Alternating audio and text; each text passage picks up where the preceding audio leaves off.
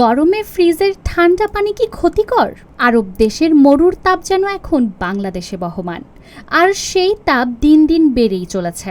বাইরে যেন দাবানলের মতো আগুনের আভা। খানিকক্ষণ পর পর পিপাসায় গলা শুকিয়ে যায় এবং পানির চাহিদা বেশি থাকে সবার। এই গরমে যে কোনো ঠান্ডা জিনিস যেন স্বস্তির নিঃশ্বাস এনে দেয়, তা ব্যতিরেক নয়। স্বাভাবিক মাত্রার পানির থেকে ফ্রিজের পানির প্রতি চাহিদা বেশি থাকে সবার, কিন্তু এটা শরীরের জন্য ক্ষতিকর। চিকিৎসকরা বলছেন, রোদ থেকে ঘুরে এসে ঢকঢক করে ঠান্ডা পানি খাওয়ার অভ্যাস শরীরের জন্য একেবারেই ভালো নয়। এতে সাময়িক আরাম পাওয়া গেলেও শরীরের ওপর এর বিরূপ প্রভাব পড়ে। হঠাৎ করে শরীরে ঠান্ডা পানি প্রবেশ করার ফলে রক্তনালীগুলো সংকুচিত হয়ে পড়ে।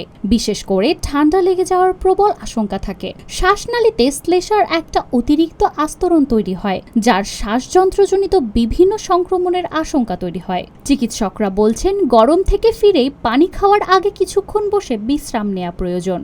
শরীরের ঘাম শুকিয়ে এলে তারপর সাধারণ পানি খাওয়া যেতে পারে। এমনি পানির পরিবর্তে কেউ চাইলে ডাবের পানিও খেতে পারেন। ডাবের পানি শরীর ঠান্ডা রাখতে সাহায্য করে। তীব্র গরমে অতিরিক্ত ঘামে শরীরে তৈরি হয় পানির ঘাটতি, ফলে শরীর দুর্বল হয়ে যায়। দুর্বলতা কাটিয়ে উঠতে প্রয়োজন বিভিন্ন রকমের ফলের রস। তাই এই তাপদাহে শরীরকে সতেজ রাখতে প্রতিদিন বিভিন্ন রকম ফলের রস খাবারের সঙ্গে যুক্ত করতে হবে। নিউজ ডেস্ক, মানজুমা আফরোজ নীলিমা, সবার কথা।